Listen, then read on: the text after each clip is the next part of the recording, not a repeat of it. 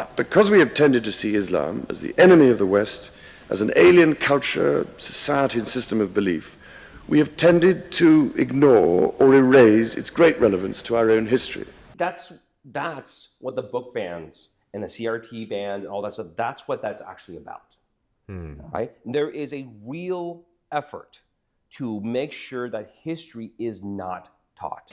They want this idea that a new world means a denial of our past. Well, I certainly wasn't expecting this. I scoffed when I saw "Not My King" spray painted on a cathedral, seemingly done by the right wing of England. Meanwhile, over in America, the left is chanting "No Kings." Now, I don't know much about the royal family's duties in the era of prime ministers and parliament, but given the connection between our countries and this bizarre narrative of the USA's Democrats, I figured I'd toss my coin in the well for good luck. My take, from the civilian POV, is that this is an incredibly scandalous thing due to the era we live in. The people of England feel so beaten down and trampled, so forgotten, left for dead. The same feeling we have overseas, just the same as our silly no king concept somehow ends up in England fighting the evil British far right, despite they and many other European countries having a literal king. Now, I don't know how much the king actually does, or what they do for that matter, to be honest. Saying defender of the faith, as many do, means literally nothing to me. It just sounds like an epitaph of a hero in a video game. I've heard that the Easter message isn't a mandatory thing for the king or queen or whoever to do, but considering that it's pretty obvious that Christianity's deeply rooted in England, and there has been the past couple of decades where we've had this growing favor for Islam in pretty much all white countries, but it seems especially in the UK, well, it's hardly surprising that the civilians would take his failure to deliver a message on Easter poorly. For them, I think, the civilians of England, this is just another boot print on their backs. They feel like their face was stomped further into the mud by their own king, skipping along arm in arm with their prime minister, no less. I think most people take insult to this due to the sheer aloofness of it. I mean, imagine the king and his advisors being so tone-deaf to their country's needs, to their people's needs, that they would have him ignore the Easter message at a time like this. Well, the thought starts with aloofness. It starts with thoughtlessness, carelessness. Oops, it just slipped my mind. But then that sends your mind down darker paths. Maybe it was on purpose. Maybe he's one of them. Maybe you're compromised at the highest levels. Maybe the one opening the portcullis isn't some blue-haired Karen, but the king himself.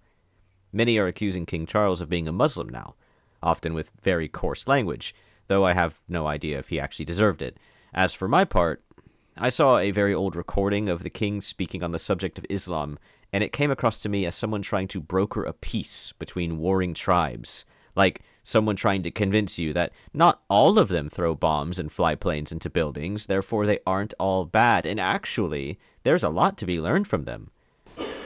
Chancellor, ladies and gentlemen, if there is much misunderstanding in the West about the nature of Islam, there is also much ignorance about the debt our own culture and civilization owe to the Islamic world. It is a failure which stems, I think, from the straitjacket of history which we have inherited.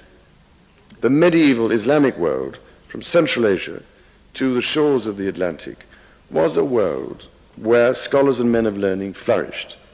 But because we have tended to see Islam as the enemy of the West, as an alien culture, society, and system of belief, we have tended to ignore or erase its great relevance to our own history. For example, we have underestimated the importance of 800 years of Islamic society and culture in Spain between the 8th and 15th centuries.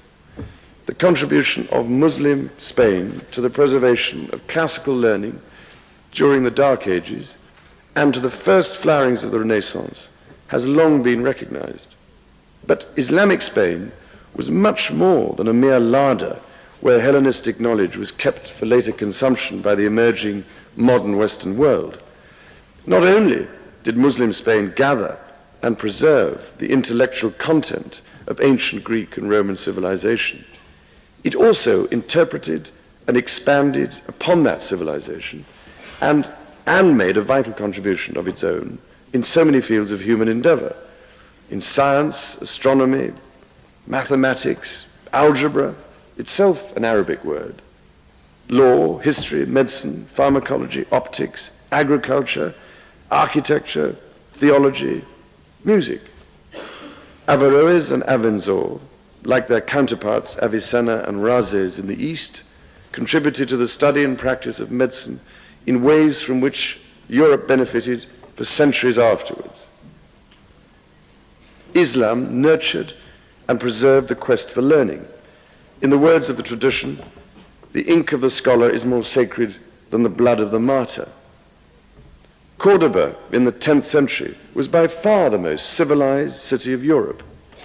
We know of lending libraries in Spain at the time King Alfred was making terrible blunders with the culinary arts in this country.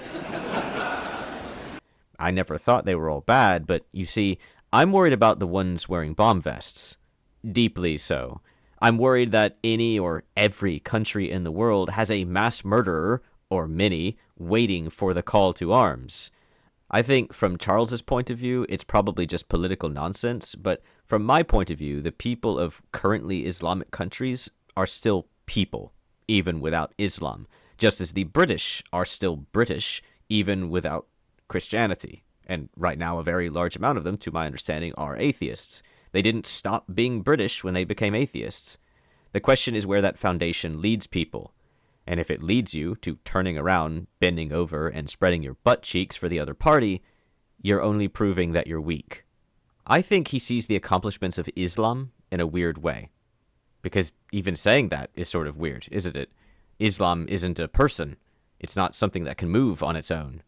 I understand his admiration for the accomplishments of the people of those nations, but it's as if he sees Islam as a person, and he misplaces this fetishization he has for any amount of good that they've done for the entire world as something born of their God. On one hand, you could label this as a misunderstanding, like I just did, but on the other hand, you could say he's surreptitiously trying to usurp Christianity from England by singing each and every praise of Islam, hoping to change people's minds on the matter. In the previous speech, he compliments Muslims sharing Chinese paper crafting techniques with the Western world by levying that accomplishment upon their very God, as if Allah is to glorify for the British learning of something that the Chinese had done through people who just happened to be Muslim.